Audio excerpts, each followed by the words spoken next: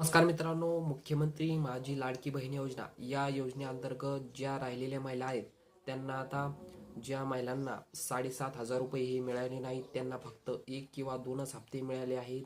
त्यांची आचारसंहितामुळे जे हप्ते रखडले होते आता त्या महिलांना हप्ते यायलाही सुरुवात झालेली आहे. तर मुख्यमंत्री माझी लाडकी बहीण योजना ज्या महिलांना हप्ते मिळाले नाहीत त्या महिलांना आनंदाची बातमी आहे.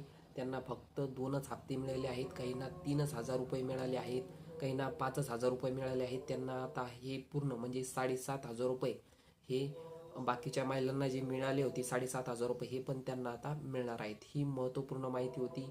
तर ही 2100 रुपयाचा हप्ता हा 2,100 रुपयाचा हप्ता हा तुम्हाला कधी मिळणार आहे हे बघण्यासाठी आपल्या NSB डिजिटल मराठी चॅनलला सबस्क्राईब करायला विसरू नका.